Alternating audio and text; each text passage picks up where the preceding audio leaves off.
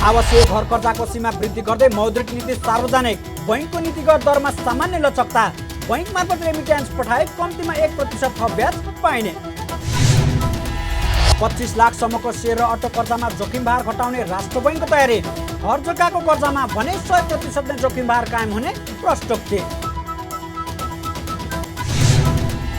र मौद्रिक नीति सार्वजनिक भएको दिन शेयर बजारमा करिब 3% को वृद्धि। कारोबार रकम पनि 4 अरब माथि। बैंकिङसम्मको परिसूचकमा उछाल।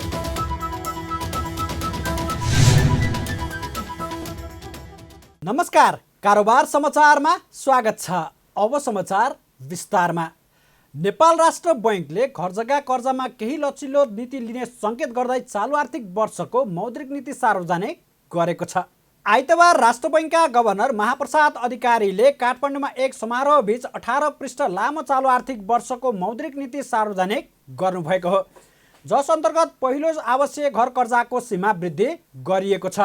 यसअघि पहिलो आवासीय घर कर्जाको सीमा 1 करोड 50 लाख रुपियाँ रहेकोमा यसलाई वृद्धि गरी 2 करोड पुर्याइएको छ। त्यस्तै घर जग्गा कर्जाको जोखिम भारलाई घटाउने सङ्केत पनि गरिएको छ। मौद्रिक नीतिमा सेयर धितो कर्जा, रियल इस्टेट कर्जा तथा हायर पर्चेज कर्जाका विद्यमान जोखिम भार सम्बन्धी व्यवस्था पुनरावलोकन गर्ने उल्लेख गरिएको छ। हाल यस्तो जोखिम भार 150% छ। जोखिम भार 150% हुँदा घर जग्गामा जाने कर्जा निरुत्साहन गरेको भन्दै खुकुलो नीति लिन राष्ट्र बैंकले दबाब परेको थियो। जोखिम भार 100%मा झार्न घर जग्गा व्यवसायीले माग गर्दै आएका छन्। मौद्रिक नीति मार्फत घर जग्गा कारोबारमा यसअघिको नीतिलाई भने निरन्तरता दिएको छ। अघिल्लो आर्थिक वर्षको मौद्रिक नीति मार्फत घर जग्गा धितोमा कर्जा लिँदा फेयर बजार मूल्यको अनुपातमा काठमाडौँ उपत्यकाभित्र बढीमा 30% र अन्य स्थानमा बढीमा 40%सम्म मात्रै लिन पाइने व्यवस्था गरिएकोमा चालु आर्थिक वर्षको मौद्रिक नीतिमा पनि यो नीतिलाई कायम राखिएको छ। स्ट्रेस लोन रिजोल्युसन फ्रेमवर्क जारी गरिनेछ। वाणिज्य ब्याङ्कहरूको सम्पत्तिको गुणस्तर पुनर्मूल्याङ्कन गर्नुका साथै ब्याङ्क तथा वित्तीय संस्थाको आन्तरिक कर्जा जोखिम वर्गीकरण गर्ने सम्बन्धी मार्गदर्शन तर्जुमा गरिनेछ। राष्ट्रिय स्तरका विकास ब्याङ्कहरूले समेत पूर्ण रूपमा क्यापिटल एडेक्वेसी फ्रेमवर्क 2015 अनुसार पुँजीकोष कायम गर्नुपर्ने व्यवस्था लागू गरिनेछ। नेपाल लेखामान अनुसार एक्सपेक्टेड क्रेडिट लस मोडल कार्यान्वयनका लागि आवश्यक नीति तर्जुमा गरिनेछ। पहिलो आवासीय घर कर्जाको सीमा रु 1 करोड 50 लाखलाई वृद्धि गरी 2 करोड पुर्याइनेछ। यस्तै राष्ट्र बैंकले बैंक दरलाई 7.5%मा यथावत राख्दै नीतिगत दर घटाएको छ। चालु आर्थिक वर्षको मौद्रिक नीति सार्वजनिक गर्दै आन्तरिक तथा बाह्य आर्थिक परिदृश्यलाई दृष्टिगत गरी नीतिगत दरमा 50 आधार बिन्दुले घटाई 6.5% कायम गरिएको राष्ट्र बैंकले जनाएको छ। यस्तै बैंक दरलाई 7.5%मा यथावत राखी निक्षेप सङ्कलन बोल कबोल दरलाई 5.5%बाट घटाएर 4.5% कायम गरिएको छ। आन्तरिक तथा बाह्य आर्थिक परिदृश्यलाई दृष्टिगत गरी नीतिगत दरहरूलाई 50 आधार बिन्दुले घटाई 6.5% कायम गरिएको छ। ब्याङ्क दरलाई 7.5% र निक्षेप सङ्कलन बोल कबोल दरलाई 5%बाट घटाएर 4.5% कायम गरिएको छ। ब्याजदर करिडरलाई प्रभावकारी बनाउन ब्याजदर करिडरको तल्लो सीमामा स्थायी निक्षेप सङ्कलन सुविधा उपलब्ध गराउने व्यवस्था गरिनेछ। मौद्रिक नीति मार्फत बैंक तथा वित्तीय संस्थामा खाता खोली विप्रेषण पठाएमा कम्तीमा 1% थप ब्याज दिने व्यवस्थालाई निरन्तरता दिएको छ भने बैंक तथा वित्तीय संस्थाको सुझाव समेतको आधारमा चालु पुँजी कर्जा सम्बन्धी मार्गदर्शनमा आवश्यक पुनरावलोकन गर्ने उल्लेख गरेको छ।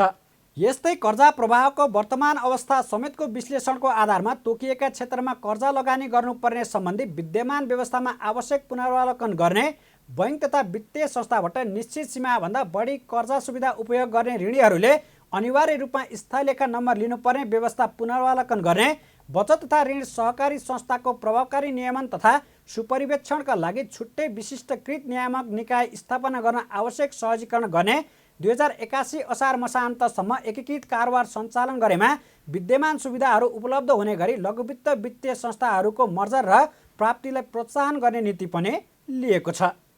ब्याङ्क तथा वित्तीय संस्थामा खाता खोली विप्रेषण पठाएमा कम्तीमा 1% थप ब्याज दिने व्यवस्थालाई निरन्तरता दिएको छ। ब्याङ्क तथा वित्तीय संस्थाको सुझाव समेतको आधारमा चालु पुँजी कर्जा सम्बन्धी मार्गदर्शनमा आवश्यक पुनरावलोकन गरिनेछ। लघु वित्त वित्तीय संस्थाको समस्या र सुझाव सम्बन्धमा गठित अध्ययन समितिले तयार पारेको अध्ययन प्रतिवेदनका सुझावहरूलाई क्रमशः कार्यान्वयन गर्दै लगिनेछ। 2081 आषाढ मसान्तसम्म एकीकृत कारोबार सञ्चालन गरेमा विद्यमान सुविधाहरू उपलब्ध हुने गरी लघु वित्त वित्तीय संस्थाहरूको मर्जर तथा प्राप्तिलाई प्रोत्साहन गरिनेछ। मौद्रिक नीति मार्फत विदेश जाने नेपालीले पाउने सटही सुविधा पनि बढाएको छ। यसअघि भारतबाहेक अन्य मुलुकहरूको भ्रमणमा जाने नेपाली नागरिकहरूलाई राहदानी सुविधा बापत 1 वर्षमा 2 पटकसम्म $1500 अमेरिकी डलर सटही सुविधा उपलब्ध गराइने व्यवस्था रहेकोमा यसलाई बढाएर $2500 अमेरिकी डलरसम्म उपलब्ध गराइने व्यवस्था गरेको छ। नेपाल राष्ट्र बैङ्कका गभर्नर महाप्रसाद अधिकारीले 25 लाखसम्मको शेयर कर्जामा 50% जोखिम भार कायम गरिने बताउनु भएको छ। आइतबार चालु आर्थिक वर्ष 2080-81 को मौद्रिक नीति जारी गरेपछि आयोजित पत्रकार सम्मेलनमा गभर्नर अधिकारीले शेयर कर्जाको जोखिम भार पुनरावलोकन गरिएको बताउनु भएको हो। उहाँले शेयर धितो कर्जामा 25 लाखसम्मको 100 र त्यसभन्दा बढीको 150% जोखिम भार रहेकोमा अब 25 लाखको कर्जामा 50% जोखिम भार कायम गरिने बताउनु भयो। घर जग्गाको कर्जामा भने 100% जोखिम भार कायम हुने उहाँले बताउनु भयो। हामीले शेयर धितो कर्जाको मार्जिन रिस्क वेटको सन्दर्भमा परार साल आजभन्दा 2 वर्ष अगाडि 25 लाखभन्दा सानो कर्जाको हकमा 100% मात्रै जोखिम भार लागू हुने र त्योभन्दा बेसीको हकमा चाहिँ 150% लागू हुने जुन व्यवस्था गरेका थियौँ त्यो 25 लाखको थ्रेसहोल्डलाई अलिकति बढाएर 50 लाखसम्म बनाउने भन्ने चाहिँ गरी या तयार गरिएको हो। हामी निकट भविष्यमा चाँडोभन्दा चाँडो यससँग सम्बन्धित चाहिँ सर्कुलर ल्याउँछौँ। यसमा धेरै कन्फ्युजन भएर कहीँ कतै सबैको 150बाट 100 आउन खोजिया हो कि भन्ने अथवा चाहिँ त्यो 150 को मतलब बिचमा त्यही 50 सम्मको पनि 125 मात्रै हो कि भन्ने खालको कन्फ्युजनमा नरहनु होला। हामी यसमा स्पष्ट छौँ, यसमा डिटेलै छलफलै गरे हो। हामी निटिगिटीमा पोलिसीमा नलेखौँ भनेर मात्रै पुनरावलोकनको ल्याङ्ग्वेज त्यहाँ उल्लेख गरिया हो। त्यसै गरी रियल इस्टेटतिर पनि जुन संस्थाहरू नियमअनुसार सरकार नेपाल सरकारबाट स्वीकृति लिएर घर निर्माणको व्यवसाय गरिरहेछन् त्यस्तो आवासीय घर निर्माणको लागि प्रदान गरिने जुन कर्जा छ त्यस्तोको हकमा चाहिँ हामीले 150बाट 100 गर्ने भन्ने हो। सबै रियल इस्टेटलाई घट्ने भन्ने कुरा छैन। त्यहाँ भोलि सर्कुलर आउँदा यो कुरो क्लियर भएर आइ नै हाल्छ। गभर्नर अधिकारीले 25 लाखसम्मको अटो कर्जामा जोखिम भार कम गर्ने बताउनु भएको छ। उहाँले सानो स्केलको अटो बिक्रीमा कर्जा लगानी बढोस् भन्ने उद्देश्यले जोखिम भार घटाउन लागि बताउँदै अन्य कर्जामा भने 150 नै जोखिम भार रहने स्पष्ट पार्नुभयो। अटो लोनमा पनि हामीले थ्रेसहोल्ड कायम गर्न खोजेका छौँ। साना खालका अटो लोनलाई चाहिँ 150 को सट्टा हैन अहिले चाहिँ कमर्सियल भेहिकलको हकलाई जुन व्यवस्था छ त्यसै गरी 25 लाख अथवा त्यस्तै नजिकको सम्मको कर्जालाई चाहिँ हामीले रिस्क वेट अलिकति कम गर्न खोजिया हो। यसमा धेरै ठुलो चाहिँ असर होइन, सानो सानो थ्रेसहोल्डमा हामीले चेन्ज गर्न खोजिया हौँ। मौद्रिक नीतिमा राष्ट्र बैङ्कले शेयर धितो कर्जा, घर जग्गा र हायर पर्चेज कर्जाको विद्यमान जोखिम भारको व्यवस्था परिमार्जन गर्ने उल्लेख गरेको छ। राष्ट्र बैङ्कका गभर्नर अधिकारीले बैङ्क तथा वित्तीय संस्थाबाट लिएको कर दुरुपयोग भएको भए जसरी पनि असुल गर्ने स्पष्ट पार्नुभएको छ। उहाँले प्राकृतिक प्रकोप र साँच्चीकै समस्या परेको हो भने वस्तुस्थिति हेरेर त्यस्ता ऋणीलाई बैंकिङ सहुलियत दिने बताउनु भयो। आर्थिक अथवा अरू कुनै विशेष कारणले प्रकोपमा परेको र त्यसको फलस्वरूप कुनै प्रोजेक्ट, कुनै उद्योग, कुनै व्यवसाय धाराशायी भएर उसले आफ्नो व्यवसायबाट बाहिर निस्कनु परेको, बाहिर मात्रै निस्कने होइन ब्ल्याकलिस्टसम्म हुनु परेको हाम्रो अहिलेको विद्यमान व्यवस्था हो। यसमा वस्तुस्थिति हेरेर यदि प्राकृतिक प्रकोपकै कारणले हो भने त्यस्तो व्यवसायीलाई किन त्यो स्टेजसम्मको कारबाही हुने त? उहाँहरूलाई रिहेबिलिटेट हुने निश्चित मोडालिटीहरू, ब्याङ्किङ सिस्टमबाट हुन सक्ने सहुलियतहरू, सुविधाहरू हैन, बिमाबाट पाउने सुविधाको बिचको चाहिँ त्यो ब्रिजिङको टाइममा उसलाई दिनुपर्ने ब्रिदिङ स्पेसहरू के दिन सकिन्छ भनेर यसलाई एउटा समग्र एउटा टोटालिटीमा एउटा फ्रेमवर्क बनाउन खोजिया हो। यो प्याचमा अलग अलग किसिमले ट्रिटमेन्ट गर्नुभन्दा हामीले एउटा फ्रेमवर्क मार्फत नै यस्तो खालको अप्ठ्यारो परेको ऋणीहरूलाई, खास गरी अप्ठ्यारो पनि के कारणले त भन्दा प्राकृतिक प्रकोप अथवा कुनै पनि प्रकोपको फलस्वरूप त्यस्तोलाई एड्रेस गर्नलाई यो फ्रेमवर्क बनाउन खोजिएको छ। यस्तै राष्ट्र बैङ्कका गभर्नर अधिकारीले सहुलियतपूर्ण कर्जामा बिचौलियाको प्रयोग भएको पाइएमा तत्काल एक्सन लिने समेत बताउनु भयो। शेयर बजारले नेपाल राष्ट्र बैङ्कको मौद्रिक नीतिलाई स्वागत गरेको छ। नेपाल राष्ट्र बैङ्कले चालु आर्थिक वर्षको मौद्रिक नीति सार्वजनिक गरेको दिन शेयर बजारमा उच्च अङ्कको वृद्धि भएको हो। नेप्से परिसूचक आज अघिल्लो कारोबार दिनको तुलनामा 2.92% अर्थात् 63.24 अङ्कले बढेर 2227.16 अङ्कमा उक्लिएको हो। आज कारोबारमा आएका सबै समूहले समग्र परिसूचक बढाएको हो।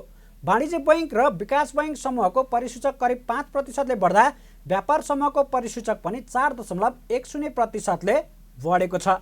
यस्तै लगानी र होटल र पर्यटन समूहको परिसूचक पनि 3% माथिले बढेको छ। बाँकी म्युचुअल फन्ड बाहेक सबै समूहको परिसूचक 1% भन्दा धेरैले नै बढेको छ। म्युचुअल फन्ड समूहको परिसूचक भने 0.55%ले मात्रै बढेको छ। आज बजारमा उछाल आउँदा कारोबार रकम पनि 4 अर्ब नागेको छ। दिनभर कुल 266 कम्पनीको 1 करोड 20 लाख किता सेयर 4 अर्ब 37 करोड 51 लाख रुपियाँ बराबरमा किनबेच भएको छ। आइतबार नेप्से उच्च अङ्कले वृद्धि भएसँगै 3 कम्पनीको सेयर सकारात्मक सर्किट लेभलमा कारोबार भएको छ, जसमा किसान लघुवित्त, चन्द्रगिरी हिल्स र लिबर्टी इनर्जीको सेयर सकारात्मक सर्किट लेभलमा कारोबार भएको छ। त्यस्तै स्वरोजगार लघुवित्त, ग्लोबल आइएमई बैङ्क र कालिम्चोक दर्शनको सेयर मूल्य 9% भन्दा बढी बढेको छ। आइतबारको कारोबारमा सिवान सिमेन्ट कम्पनीको 14 करोड 81 लाख रुपियाँ भन्दा बढीको सेयर खरिद बिक्री भएको छ। सङ्घीय संसद र प्रदेश सभाहरूले आफूहरूले बजेटको अभाव नहुने गरी व्यवस्था गर्न सरकारलाई ध्यानकर्षण गराएको छ। आइतबार सङ्घीय संसद र प्रदेश सभाको काठमाडौँमा जारी भेलाको 12 बुँदे निष्कर्ष सार्वजनिक गर्दै प्रतिनिधि सभाका सचिव पदम प्रसाद पाण्डेले सो जानकारी दिनुभएको हो। कुनै पनि कारणबाट अभाव नहुने गरी सङ्घीय संसद र प्रदेश सभाहरूका लागि बजेटको व्यवस्था गर्नका लागि सरकारलाई ध्यानकर्षण गराउने सो निष्कर्षमा उल्लेख गरिएको छ। त्यसैगरी दुवै संसदका लागि भौतिक स्रोत र दक्ष जनशक्तिको पर्याप्त व्यवस्था गराउन पनि पहल गर्ने निष्कर्ष निकालिएको प्रतिनिधि सभाका सचिव पाण्डेले बताउनुभयो। व्यवस्थापिकालाई आवश्यक पर्ने बजेट उपलब्ध गराउनु सरकारको दायित्व हो।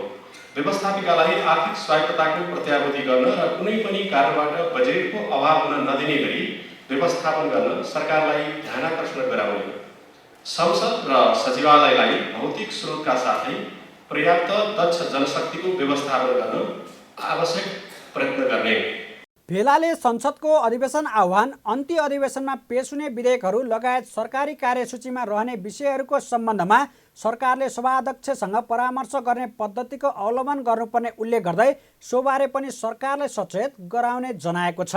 सचिव पाण्डेले पूर्व बजेट छलफल र सरकारको वार्षिक नीति तथा कार्यक्रम माथिको छलफलमा उठेका विषयहरू समावेश हुने अवस्थाको सुनिश्चितता गर्ने र उल्लेखित कार्यक्रमहरू हरेक आर्थिक वर्षको बजेट अधिवेशन अगावै सक्ने गरी व्यवस्था गर्ने पनि तय गरिएको बताउनुभयो। भेलाले प्रतिनिधि सभाका उपसभामुखको नेतृत्वमा राष्ट्रिय सभाका उपाध्यक्ष र प्रदेश सभाका उपसभामुखहरू रहेको एक संसदीय संयन्त्र निर्माण गर्ने निर्णय पनि गरेको छ। संविधान प्रदत्त महिलाहरूको हक अधिकार कार्यान्वयन गर्न र महिला सशक्तिकरणका लागि सो संसदीय संयन्त्र निर्माण गर्ने निष्कर्षमा पुगिएको पनि प्रतिनिधि सभाका सचिव पाण्डेले बताउनुभयो। प्रतिनिधि सभाका उपसभामुखको नेतृत्वमा राष्ट्रिय सभाका उपाध्यक्ष र प्रदेश सभाका उपसभामुखहरू रहेको एक संसदीय संयन्त्र निर्माण गर्ने साथै उपसभामुखहरूको कार्यबोझलाई विस्तृतीकरण गर्न पहल गर्ने। नम्बर 8, सङ्घीय लोकतान्त्रिक शासन प्रणालीलाई सुदृढीकरण गर्न थप आवश्यक कामहरूको पहिचान र प्राथमिकीकरण सहित कानुन निर्माण गरी प्रदेश सभालाई प्रभावकारी बनाउन आवश्यक पहल गर्ने। साथै सङ्घीय शासन प्रणालीको भावना अनुकूल प्रदेश सभाका सभामुख र उपसभामुखहरूको मर्यादा क्रममा पुनर्विचार गर्न सरकारको ध्यानाकर्षण गराउने। सभा तथा सचिवालयका काम कारबाहीहरूलाई प्रवृत्ति मैत्री बनाउने, संसदीय काम कारबाहीलाई कार्यपालिकाबाट हस्तक्षेप हुन नदिनका लागि प्रदेश सभाका कार्यरत कर्मचारीहरूको व्यवस्थापनका लागि छुट्टै कानुन बनाउन पहल गराउन लागि पर्ने निष्कर्ष पनि भेलाले निकालेको छ। भौतिक पूर्वाधार तथा यातायात मन्त्री प्रकाश ज्वालाले सवारी साधन अनुमति पत्रको स्मार्ट लाइसेन्सको समस्या चाँडै समाधान गर्ने प्रतिबद्धता जनाउनु भएको छ। आइतबार सार्वजनिक सवारी साधनमा ड्रेस तथा परिचय पत्र वितरण र सरसफाई अभियानको उद्घाटन कार्यक्रमलाई सम्बोधन गर्दै भौतिक पूर्वाधार तथा यातायात मन्त्री ज्वालाले लाइसेन्स स्मार्ट कार्डको समस्या चाँडै समाधान गर्ने र स्मार्ट लाइसेन्स कार्ड प्राप्त नहुँदासम्म स्थायी कार्ड लागू गर्ने गरी सरकारले तयारी गरिरहेको बताउनु भएको हो। उहाँले यातायात क्षेत्रलाई व्यवस्थित भरपर्दो र यात्रु-मैत्री बनाउन 11 बुँदे घोषणापत्र जारी गरिसकेको बताउँदै इन्भोइस नम्बर प्लेट जडान गर्नुपर्नेमा पनि व्यवस्था गर्न नहुने बताउनुभयो। उहाँले यातायात व्यवस्था कार्यालय विभागमा झन्झट बेहोर्नु नपर्ने, दुःख पाउनु नपर्ने कुरामा सरकारले पहल गरिरहेको बताउनुभयो। उहाँले सार्वजनिक यातायातमा ड्रेस तथा परिचय पत्र वितरण र सरसफाइ अभियानको सुरुवात हुनु महत्त्वपूर्ण रहेको भन्दै यस अभियानले यात्रुमैत्री सार्वजनिक यातायात हुने अपेक्षा लिएको पनि बताउनुभयो। एउटा कमसेकम आइडेन्टिटीको निम्ति पनि, चिनिनको निम्ति पनि, परिचयको निम्ति पनि केही समस्या पर्दा भन्न पनि सक्छ त्यो यात्रुले। त्यसका निम्ति चाहिँ यो ड्रेस लगाउने कुरा, त्यस्तै गरी त्यसले परिचय पत्र जस्तो कर्मचारीले अनिवार्य रूपमा परिचय पत्र चाहिँ लगाए जस्तै उसले परिचय पत्र पनि लगाउने कुरा जुन हामीले आज अभियानको रूपमा अगाडि बढाएका छौँ, यसको शुभारम्भ गरेका छौँ, यो धेरै महत्त्वपूर्ण कुरा छ। सँगसँगै यातायातका साधनहरू, सार्वजनिक यातायातका साधनहरूमा चाहिँ सरसफाइको कुरा, गाडीहरूमा जुन सरसफाइको कमीले सरसफाइ नगर्दाखेरि त्यही यात्रुहरूले अत्यन्त पीडा बिहोर्नुपर्छ। त्यसकारण चाहिँ सरसफाइको कामलाई पनि प्राथमिकतामा राख्ने, लाइसेन्सका बारेमा, लाइसेन्स स्मार्ट कार्डका बारेमा धेरै गुनासाहरू छन्। हामी यो समस्यालाई चाहिँ छिटोभन्दा छिटो समाधान गर्ने र स्मार्ट लाइसेन्स कार्ड प्राप्त नहुँदासम्म चाहिँ अस्थायी कार्ड वितरण गर्ने गरी तयारी पनि गरेका छौँ हामीले। भौतिक पूर्वाधार तथा यातायात मन्त्री ज्वालाले चालक सहचालकहरूको बोलीका कारण पनि कतिपय यात्रुहरूले झमेला बेहोर्नु परेको भन्दै यसमा यातायात व्यवस्था विभाग महासङ्घले परीक्षणका लागि कार्यक्रम अघि बढाउनु पर्नेमा समेत जोड दिनुभयो। कारोबार समाचारमा अब सुन चाँदी र विदेशी विनिमय दर सम्बन्धी जानकारी।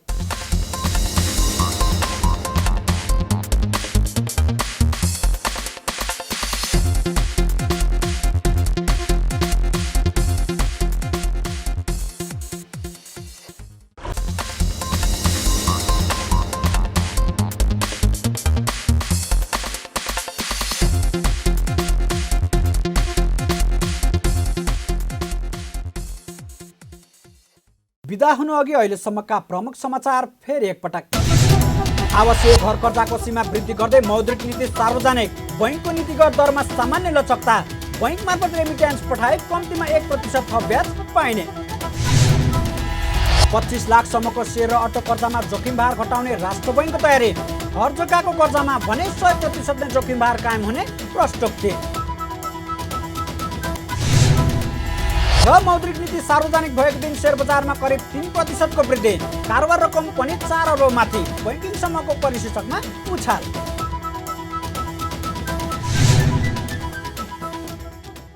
कारोबार समाचार सकियो। हामीलाई बिदा दिनुहोस्। नमस्कार।